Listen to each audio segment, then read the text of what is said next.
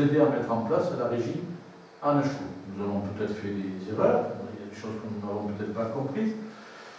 D'autres communes, apparemment, avaient fait les mêmes erreurs, ou n'avaient pas compris, ou alors c'était peut-être Madame la Trésorière qui n'avait pas tout à fait compris dans quel territoire elle arrivait et avec quelle consistance ces communes voulaient mettre en place cette monnaie complémentaire. Ce n'est jamais qu'une monnaie complémentaire, et c'est vrai qu'il y a peut-être une incompréhension entre les ambitions de l'association et Euskal Moneta, et puis les possibilités légales et véritables sur le territoire. Mais on a vu quand même que des régies existaient.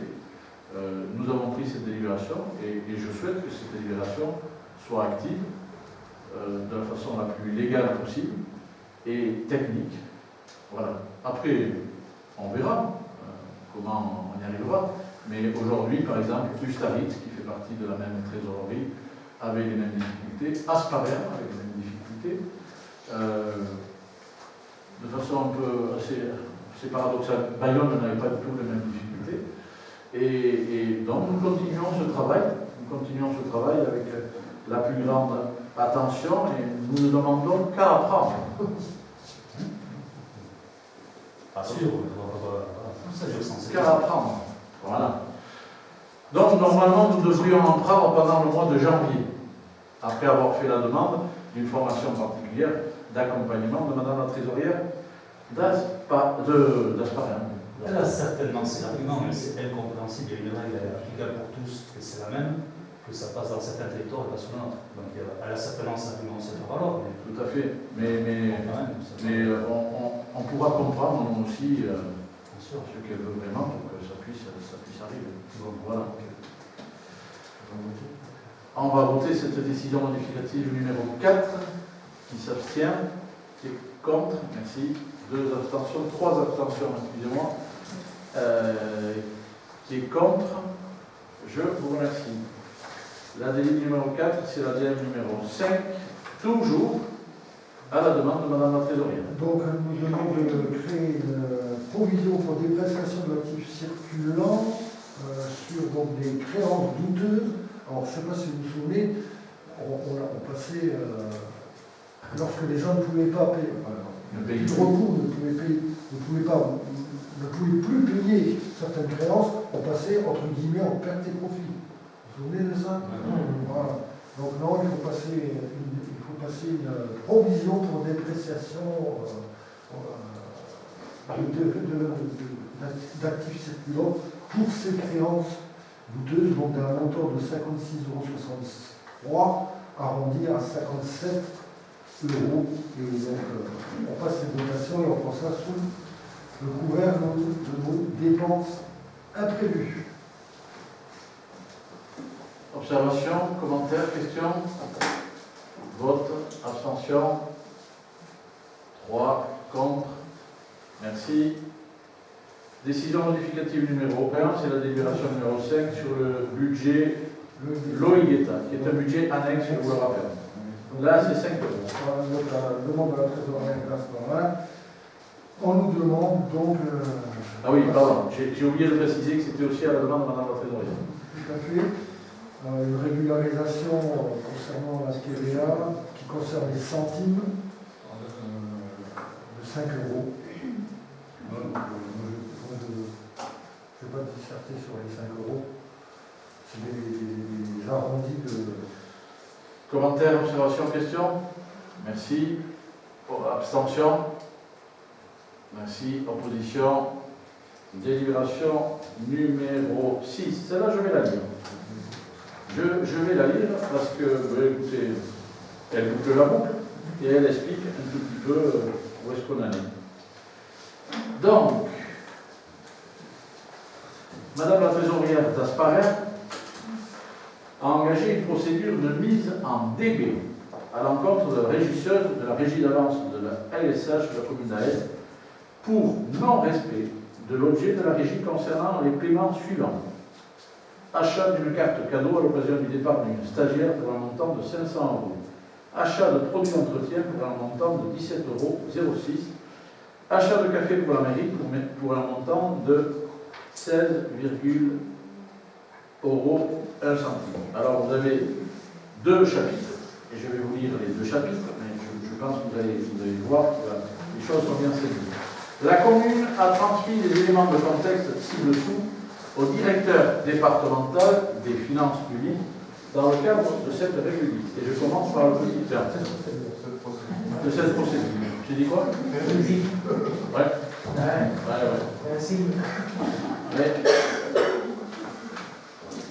Premièrement, concernant le paiement avec la carte bancaire de la régie d'avance de la LSH de carte cadeau pour la gratification d'une stagiaire pour un montant de 500 €. La commune a accueilli une stagiaire pendant plus de 6 mois, qui a donné entière satisfaction.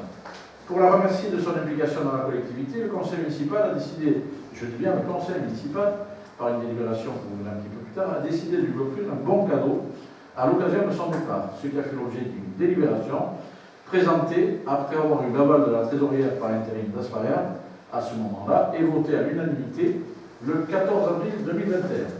Suite à cela, lorsque nous avons souhaité procéder à l'achat d'une carte cadeau d'une valeur de 500 € à la FNAC, comme indiqué dans la délibération, ce fournisseur nous a indiqué que les cartes cadeaux ne pouvaient être payées par mandat administratif et a maintenu cette position malgré la demande qui a été faite auprès du service comptabilité.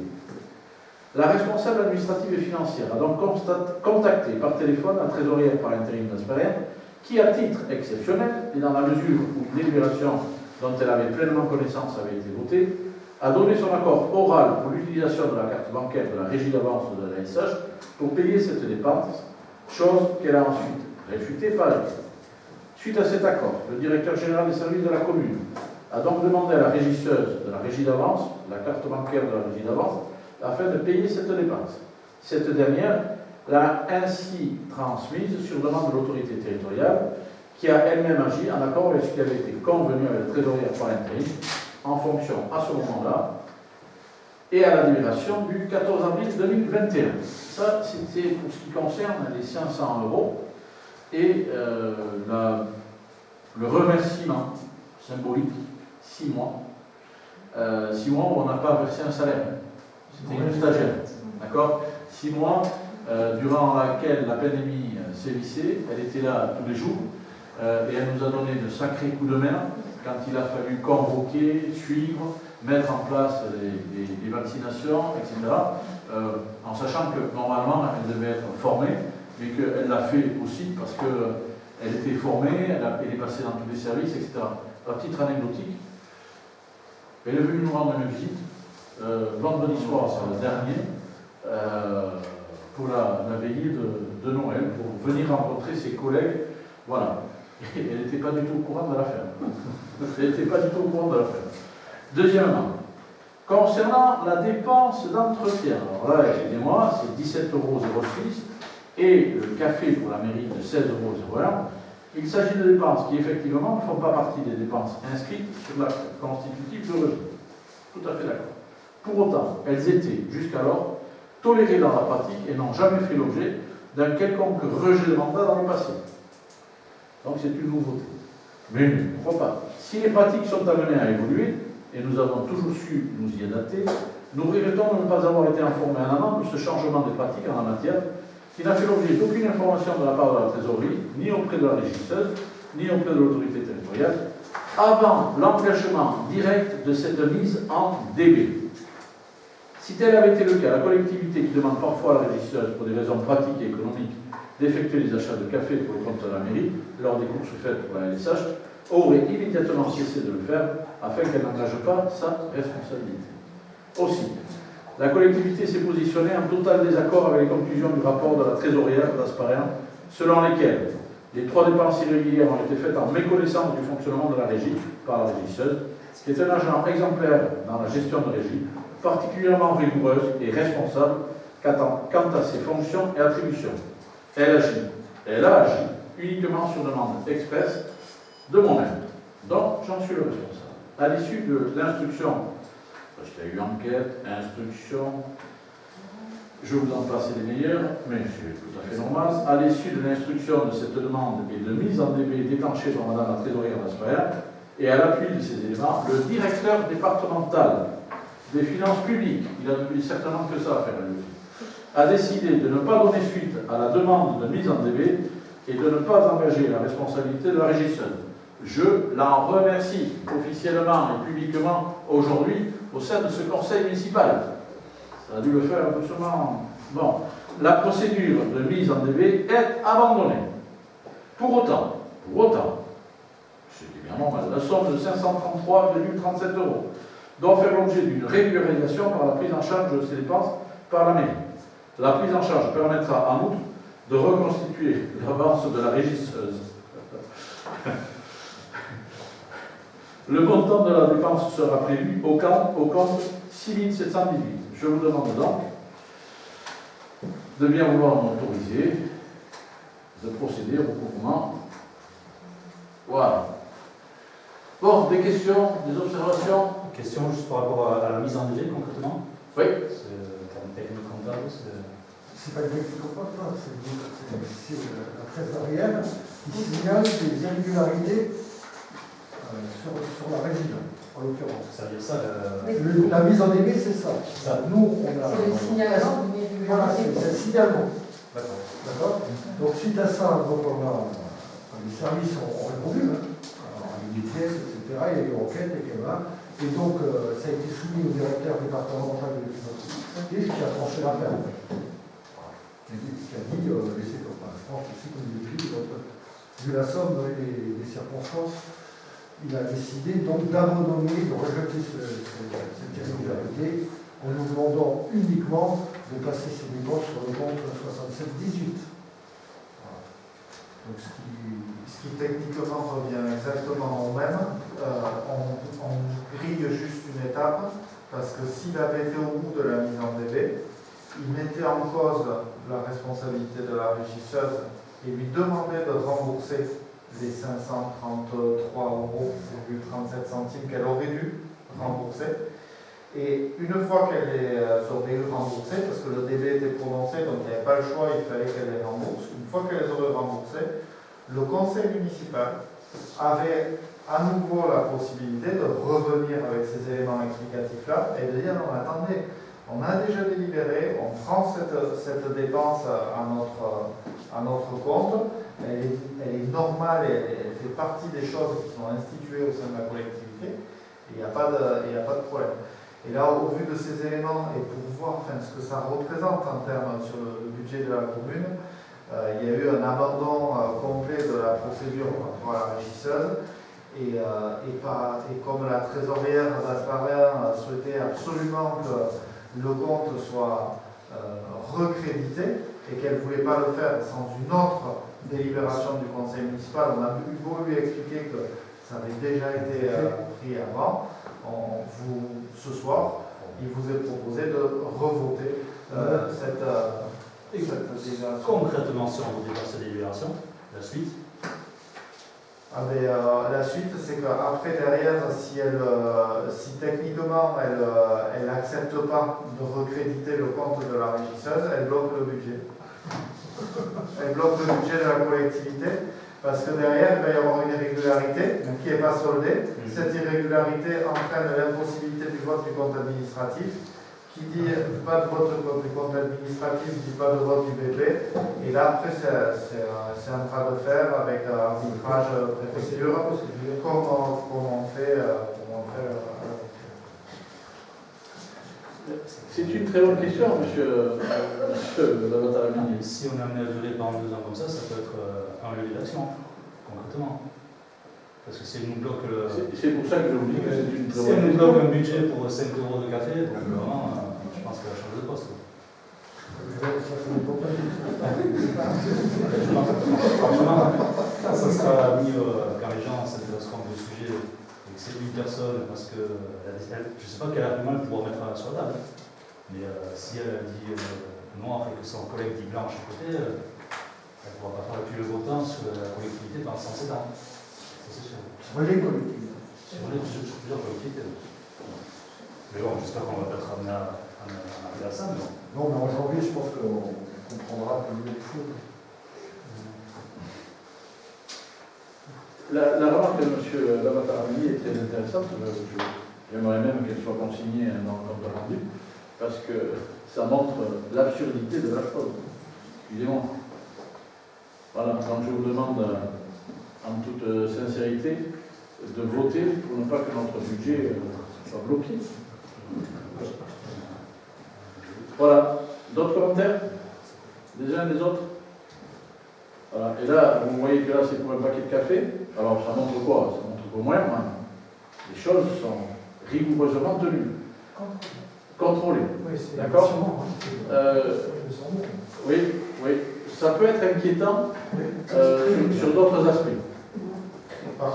Pardon, pour compléter, pour bien comprendre, c'est pas l'achat du café qui est mis en cause. Hein. Parce qu'on peut très bien acheter du café, Oui. ça c'est pas un problème, c'est légal. Hein. Mais par contre, ce qui est mis en cause, c'est la carte bleue, la carte bleue de la régie d'avance de la LSH, avec lequel a été acheté le paquet de café. Alors, on a toujours fonctionné comme ça pendant des années. Ah, nous avons des autres. Il faut qu'on passe au vote, suffisamment. Qui s'abstient? Contre? Merci. Je vais laisser travailler Laurent peut-être, concernant la délibération suivante, qui est une délibération sur la redevance de chantier gaz de France. Juste avant, dire que chaque année, un représentant de GRDF, M. Rive, vient nous rencontrer pour parler un peu de leurs réseaux. Et nous, en même temps, on leur parle des projets qui sont en cours, parce que qui peuvent impacter aussi leur réseau. Et aussi du gaz vert, et il nous a incité à prendre aussi cette délibération concernant une instauration de principe de la redevance réglementée pour les chantiers provisoires de travaux sur des ouvrages des réseaux de distribution de gaz. Donc, voilà. Donc, Monsieur le maire informe l'Assemblée de la parution au journal officiel le 27 mars 2015 du décret numéro 2015-334 du 25 mars 2015 fixant le régime des redevances dues aux communes et aux départements pour l'occupation provisoire de leur domaine public par les chantiers de travaux sur des ouvrages des réseaux de distribution de gaz et aux canalisations particulières de gaz. Dans l'hypothèse où ce type de chantier interviendrait ou que les conditions d'application du décret précipité auraient été satisfaites, l'adoption de la présente délibération permettrait dès lors de procéder à la simple émission d'un titre de recette. Donc, M. le maire propose au Conseil de décider d'instaurer la dite redevance pour l'occupation provisoire de leur domaine public par les chantiers de travaux sur des ouvrages de réseau de distribution de gaz. D'en fixer le mode de calcul conformément au décret numéro 2015-334 du 25 mars 2015, en précisant que celui-ci s'applique au plafond réglementaire. M. le maire demande au Conseil municipal d'adopter la proposition qui lui est faite concernant l'instauration de la redevance pour l'occupation du domaine public par les chantiers provisoires de travaux sur des ouvrages de réseau de distribution de gaz. Cette mesure permettra de procéder à l'établissement du titre de recette après constatation des chantiers éligibles à la dite redevance. Vous avez d'accord avec la présidente?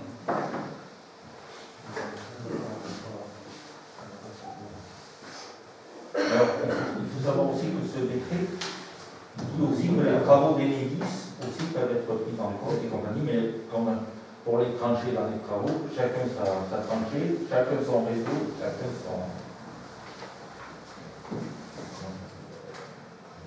Alors ça c'est un peu, tu as raison alors derrière ce que tu viens de dire, il y a effectivement encore des situations ubuesques.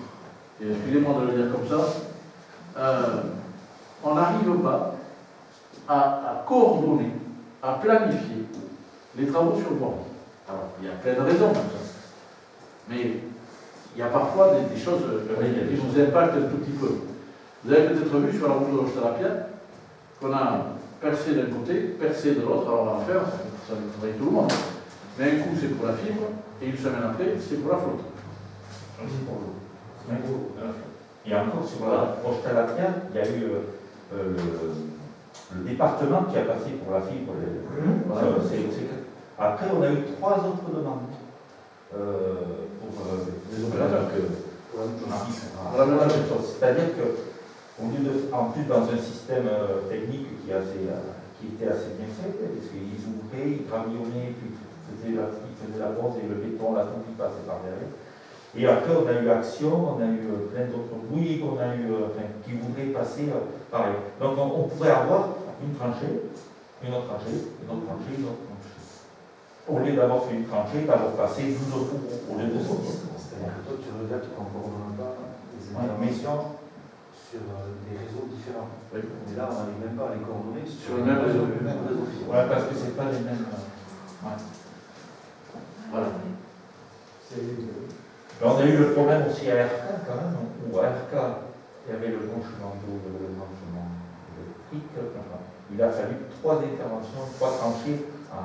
Et on y parlait. Même si on essaye, qu'on les conseille de sortir, on ne peut pas. Il y a qu'ici, sur la place, on a réussi, parce qu'avec le TPM et de connaître les gens. Et on s'est bagarré aussi. Oui, on s'est bagarré de pouvoir avoir une tranchée commune. Voilà. Mais c'est qu'ils attendent d'avoir une prochaine tranchée. Parce que c'est pas les mêmes financements, c'est pas les mêmes. Non, mais là, ça va être sur le chemin de Stalapia, dans la descente, après la Croix-Blanche, quand on descend. Il y a toujours ce câble qui pend avec un. Mais ça, c'est autre chose. Non, mais c'est peut-être qu'ils attendent qu'il y ait une 5e tranchée pour le mettre ou. Non. Alors, ça, c'est. C'est décoratif. Alors, tiens, par rapport à ça, je vais bien en parler. Excusez-moi, des fois on fait des apartés comme ça, mais ça c'est un peu lié, c'est un peu dans le même. Est-ce que tu as écouté la conférence tu vois à quoi je fais référence? Très bien dit. Comment? Très bien dit. Je ne sais pas si c'était bien dit, mais à un moment donné, aujourd'hui, on déploie la fibre sur notre commune. Ah bon? On déploie la fibre sur notre commune. On en est à 1000 et quelques prises possibles. Enfin, je sais pas les. Il y avait une conférence de presse l'autre jour. On fait une réunion publique, plus exactement. Réunion publique où les maires de Vassussari, Guétari, Arbonne, Arcang et Aetz étaient invités. Et où on avait un temps de parole bien défini pour dire tout le bien qu'on pensait du déploiement de la fibre et tout l'intérêt que ça pouvait représenter pour nos administrés, pour l'économie du territoire, et effectivement. Et puisque tu parles de ce fameux poteau qui est tenu par une ficelle, et aujourd'hui c'est le fil du téléphone qui tient le poteau électrique, et ça, je veux dire, c'est factuel, on le voit. Je pourrais même vous raconter l'histoire sur la même route, pratiquement devant chez Ramucho, d'un poteau qui se casse une nuit, et 3 poteaux plus loin, il y avait un poteau là avec une camionnette. Je passe, je dis non, c'est pas ce poteau qu'il faut changer, c'est celui-là là-bas. Il a été cassé, je vous félicite de l'intervention rapide.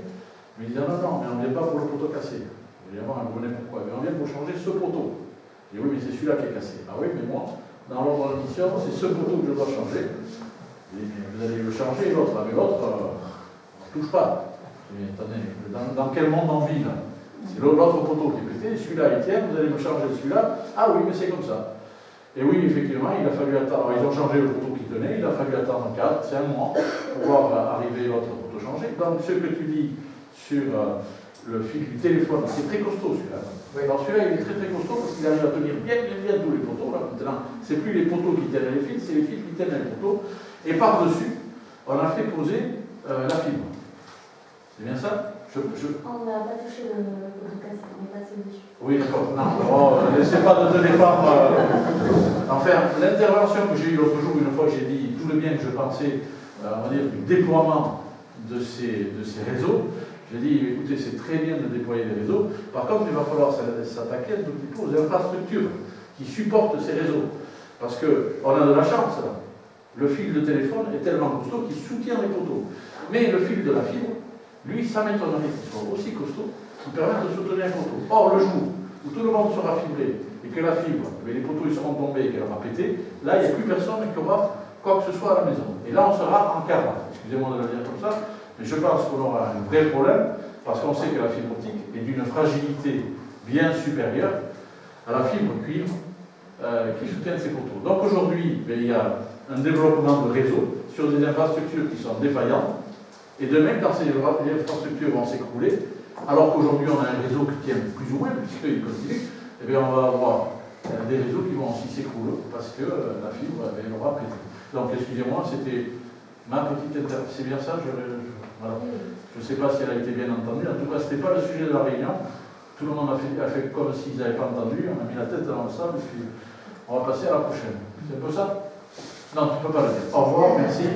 On l'a eu cet été, le panneau fibre, on ne l'a jamais expliqué. Hein. Ah oui, il y a eu une panne qui a duré 3 mois, non? Plus. Au moins 2000 facile. Ouais. Mais c'était Ouais. que chez Orange, nous. on n'a jamais rien expliqué. C'était que chez Orange. Et c'est parti de vers chez nous, je ne comprends pas. Non, normalement, on ne devait pas forcément faire de la pub pour les opérateurs ou quoi, mais... Non, mais bon, voilà. Nous, on a cherché des solutions, il n'y en avait pas. Et eux, ils nous disaient qu'il fallait faire un petit peu comme ça. Alors, ce qu'il faut reconnaître, il y a une chose qu'il faut reconnaître. Hein. Si vous voulez changer un poteau, ne dites pas que le poteau est pété, dites que vous ne recevez pas Internet. Et encore. Non, non, c'est mieux. Si vous ne recevez, alors même si vous le recevez, vous dites je ne reçois pas Internet, et là ils viennent parce que et là Ils sont numérotés, les poteaux. Pardon? Ils sont numérotés. Oui. Ah oui, Il faut dire lequel c'est. Ah oui, non, mais ça t'inquiète pas. Si, Ça, on sait faire parfaitement. Vous voulez rigoler, mais nous, on les éparages, c'est le lierre qui tient le poteau. Ouais. Bon, allez. Après, il y a d'autres engagements, hein, et d'autres contraintes à lier. C'est vrai qu'il faut faire une campagne illégale aussi, pour permettre, et vous avez vu que tout ce qui est fait aujourd'hui par EDF, etc., qui se substitue à certains pour pouvoir couper les arbres et qu'on ne tombe pas en carafe. Voilà. Vous vouliez dire quelque chose? Il faut la voter. Il faut la voter, j'allais le faire. Merci, faites bien, faites ma conscience. Voilà. En cas où le maire soit fatigué. Merci. Avancez aussi, oui, pardon. Qui est contre cette délibération, qui s'abstient, je vous remercie de la voter. On renverra tout ça à M. Jean-Paul Bib, qui est très attentif au devenir de la commune dans son réseau de gaz, j'espère aussi. Rallye du Lamour. Alors c'est la délibération qu'on pouvait ne pas prendre, mais qu'on prend parce qu'on aime tellement le débat dans cette commune que chaque année, c'est toi qui l'as présent? Ah oui. Allez. Le 44e rallye de la Route de la Bourg se déroulera du 1er au 3 avril 2021.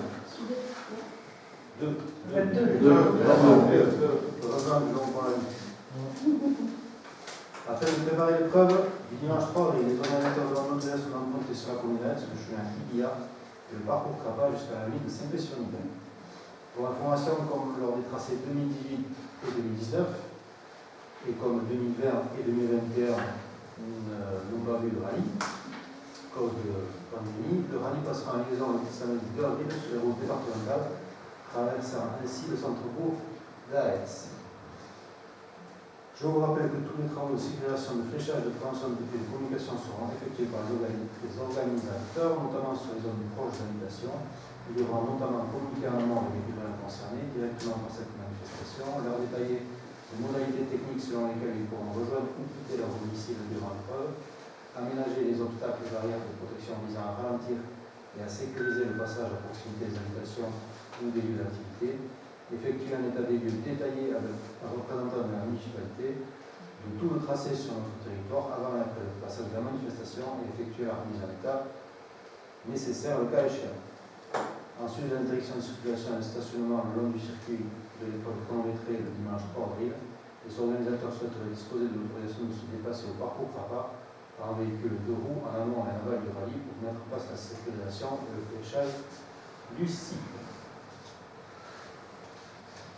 Sur cette dernière modalité, je pense qu'il va falloir préciser un tout petit peu les possibilités qui leur seront données en fonction de leur nécessité aussi.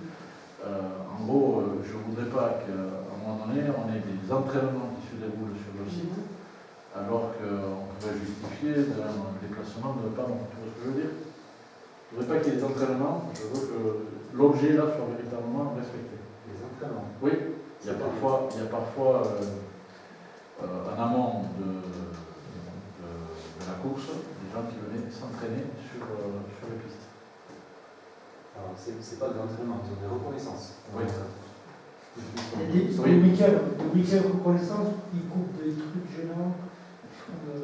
D'accord, ça c'est pas l'objet de Il y la a déclaration. un travail de l'association Ouais. de remise en état des différentes pistes en amont de la course, notamment de l'élagage, de la taille et de reprise du tracé. Si ils viennent avec des nivelles et puis on recrée le tracé. 2 jours avant la course, les pilotes et copilotes ont droit à des reconnaissances En voiture. en véhicule motorisé. Le plus souvent, ils le font en moto ou en voiture. Dans les conditions de course ou dans les conditions de règles de circulation Dans les conditions de règles de circulation D'accord, normales. d'accord. Alors on mettra peut-être. Et ils sont surveillés par l'organisation de la D'accord, et l'ONF et toute la police de l'environnement. d'accord. Alors, Et c'est uniquement réservé aux participants. d'accord. Avec le bracelet de contrôle.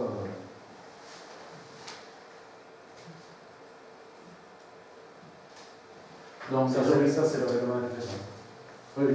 Mais les organisateurs souhaiteraient disposer d'autorisation de se déplacer au parc de Crapa en véhicule lourd en amont et en aval du rallye pour mettre en place la sécurisation et le fléchage du site. Moi, j'aimerais qu'on rajoute là, en ayant au préalable informé la mairie. Et ça fait partie du dossier. Ça fait partie du dossier de course. Hein, qui est intégré à la préfecture. Oui, ça fait partie du règlement FFSA, c'est-à-dire que c'est comme ça sur toutes les courses FFSA. Alors, tu as une durée en amont de la course pendant laquelle tu es autorisé au reconnaissance. D'accord. Avec des conditions qui sont précisées dans le règlement FFSA. Alors pourquoi je demande cette information-là? Parce que je pense que c'est important que nos administrés, les gens qui fréquentent le site, soient bien informés à des moments. Tu vois ce que je veux dire? Que nous, on a aussi un travail de communication à faire envers les. Tu vois ce que je veux dire, Laetitia? Quand on est informé de ces modalités-là, on puisse communiquer que les choses se passent le mieux possible. Le rallye, c'est du 2 ou 3, c'est du. Comment ça se passe? C'est une journée, c'est 2 jours? Il y a 2 jours. Le rallye lui-même, c'est le 2 et le 3. Le 2 et le 3. Alors, quand ils disent, voilà, c'est ça. Le premier, en fait, c'est l'enregistrement des véhicules. Et quand ils disent en amont, c'est ce que disait Philippe tout à l'heure, c'est-à-dire c'est les reconnaissances, etc. C'est ça? En amont et. C'est le fléchage et la reconnaissance. Alors qu'en amont, ça fait combien de jours en amont par rapport à la course? C'est 2 jours? Ouais, en général, c'est 2 jours. 2 jours. Donc il y a à peu près une journée ou 2 après la course pour remettre en état. Ah non, tout ce qui est signalisation fléchage est enlevé le jour même. Et après, la remise en état se fait en fonction des déclarations déposées, en lien avec les communes, et en fonction du temps et de l'accès à la piste. Donc ça veut dire que tout le secteur est sécurisé à peu près 2, 4, 5, 6 jours. Ouais, pas toute la journée quand même. Bah, si vous avez. Non, mais c'est pour rejoindre ce que dit Philippe par rapport aux administrés qui sont dans le secteur. C'est si tu as des reconnaissances qui se font 2 jours avant, il faut que le secteur soit sécurisé, qu'il n'y ait pas des gens qui viennent dans le secteur se trimballer au moment des autres qui font de la recours. Tu vois ce que je veux dire? Oui, c'est 2 jours avant le. Donc c'est sécurisé. C'est 2 jours avant le 2 avril. Le 2 avril, il n'y a pas de passage sur la commune. Le passage sur la commune se fait le 3 avril. Donc c'est ça. Et après, le 3 avril, après, c'est fini. Tout ça, c'est sécurisé parce qu'il n'y a pas un problème. Ah oui, de toute façon, après, il y a les commissaires de course et l'organisation fait en sorte que ça soit sécurisé. C'est-à-dire qu'il y a, de toute façon, avant que la course soit lancée, il y a un passage sur la piste, il y a 5 passages sur la piste pour vérifier qu'il n'y ait pas de soucis et de personnes qui soient mal informées. Donc, tout ça est d'accord. C'est le même circuit? Oui. La barrière sera ouverte? Quelle La barrière sera ouverte. La barrière d'accès à Crapa, elle est ouverte. Elle est ouverte. En ce moment, elle est fermée du mois de mai au mois de fin septembre. Début octobre. Fin septembre. Non, même pas. La barrière qu'on a positionnée? Oui. Non, elle est. Alors, elle était cassée. Elle a été cassée. Mais logiquement, l'objectif c'est de la refermer de mai à fin septembre. Et pour la laisser un peu ouverte pour les chasseurs notamment qui sont des usagers du site. Donc sur le mois d'avril, elle est censée être ouverte.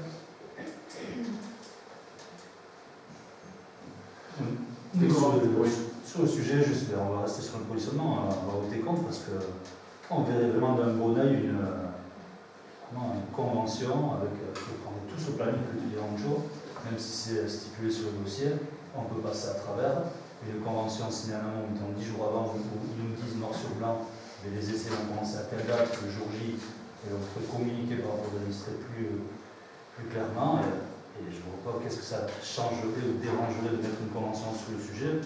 On voit qu'on va voter derrière pour d'autres conventions. Au moins, ça le met de même noir sur blanc les choses, chacun face à ses responsabilités, à ses devoirs, à ne pas passer à travers d'un détail. Et voilà, ça ne change pas grand-chose, je pense. Donc, nous, on est toujours partisans pour que ce rallye soit régi par une convention entre la mairie et l'association qui organise cet événement.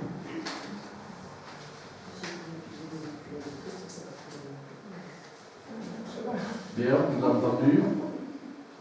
On refait le débat chaque année, on ne va pas le refaire peut-être cette année. Non, je rigole pas les deux. Oui, non, mais c'était bien. Je pense qu'on a longuement répondu l'année dernière.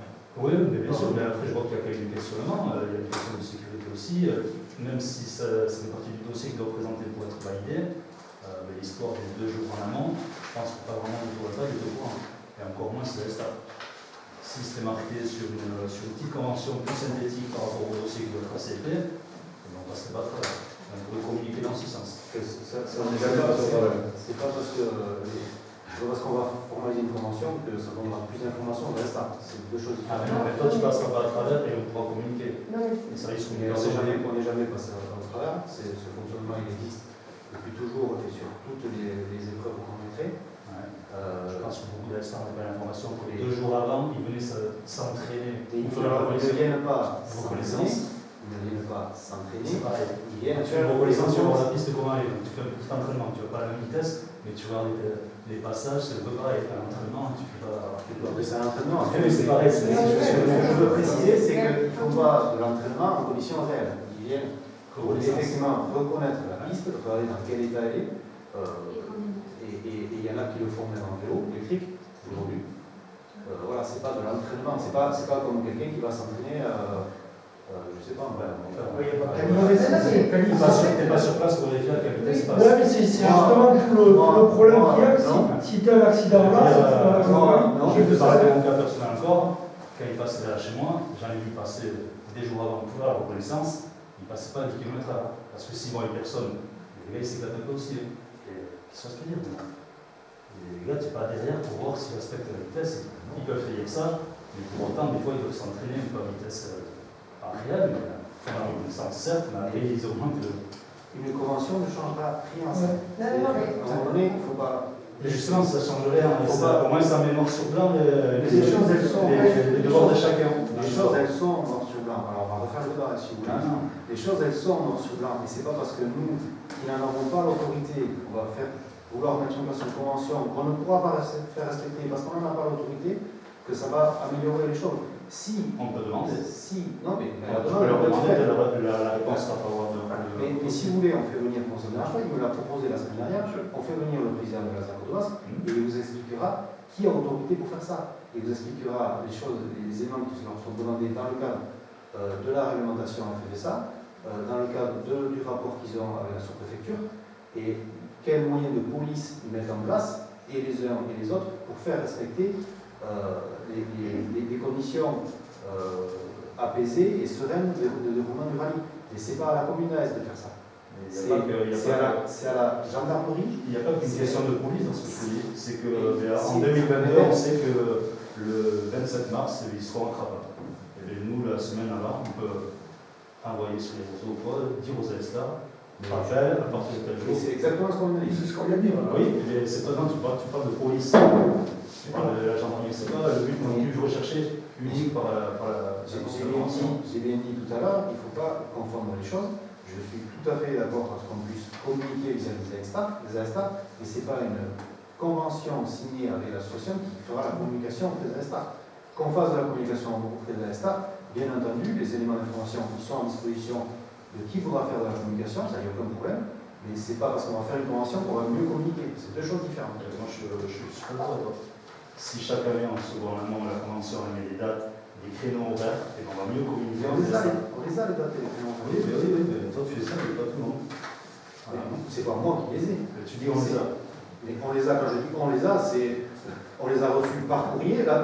Cette délibération, elle tombe pas du ciel. On a une demande qui est faite par la ZAC de Basque pour organiser le rallye avec certains éléments qui sont annoncés là. S'il nous en faut plus, on leur demande, mais par contre, je viens de te dire que la semaine dernière, il m'a proposé de venir, parce que c'est bien de se filmer. Il a regardé le débat qu'il y a eu l'année dernière au sein du conseil municipal. Et il m'a dit, s'il y a besoin que je vienne auprès des conseillers municipaux d'Aix pour leur expliquer le déroulement du rallye et ce à quoi on s'engage, il n'y a aucun problème, je viendrai le faire. Donc si vous voulez, on le fait venir, il n'y a aucun problème. Et à partir de là, on a la responsabilité, nous, de faire de l'information auprès des États. Ça, il n'y a aucun problème.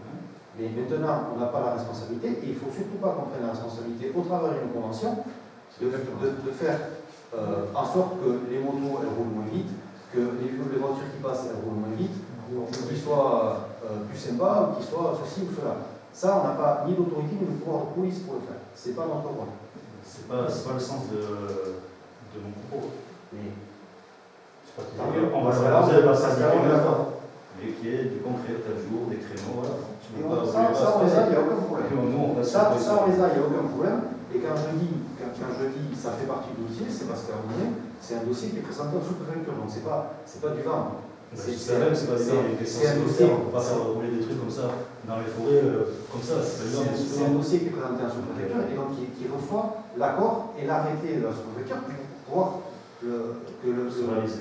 autoriser donc tous ces éléments-là, on les a. On fait en général une réunion en mairie de Saint-Pé et c'est les services qui participaient, je ne sais plus qui a été l'analyse qui était sur l'analyse, je ne me souviens plus parce que enfin, pas l'année dernière, en 2019.